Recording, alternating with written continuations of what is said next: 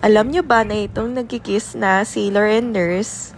Ang iconic niya kasi nagsiselebrate sila ng end ng World War II. Pupuntahan natin yan dito sa downtown San Diego. So ayan, maraming mga yate dito na nakaparada. And dito rin makikita yung Star of India. Kwento sa akin ng tito ko, yung mga pinsan ko daw nung sila ay nasa elementary school is required mag-overnight dyan sa loob ng Star of India. Yes, guys, pwedeng mag-overnight. Ang tanda niya yan, guys, 1863 pa. And ito naman yung USS Midway Museum. So, lalapit tayo dyan, up close. And, ayan, nasa daan pa lang kasi tayo. Pero natatanaw mo na kasi malaki yan, guys. So, ito na siya, yung USS Midway Museum. Pwedeng pumasok dyan.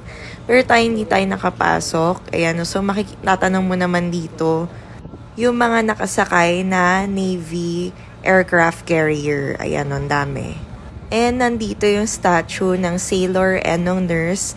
Actually, yung original na nangyari na yan is sa Times Square sa New York. Pero dito ginawa yung kanilang statue. Ayan guys, oh, sobrang cute.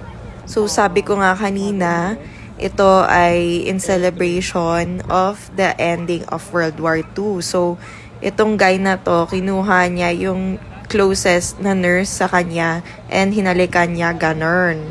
So, ayan, nandito naman tayo sa USS Midway.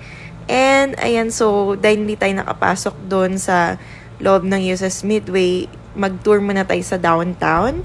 So, ito guys, is yung malapit siya sa Comic-Con, yung ginaganap na Comic-Con dito sa San Diego. Maraming hotels dito. And ito na yung Convention Center, San Diego Convention Center. Dito ginaganap yung San Diego Comic-Con every year. So, sobrang puno daw nito guys kapag Comic-Con era or Comic-Con times ganyan.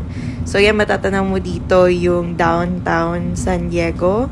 And pupunta naman tayo next sa Coronado. So, magbi-beach ulit tayo. Ayan, so tingnan nyo yung aking susunod na video.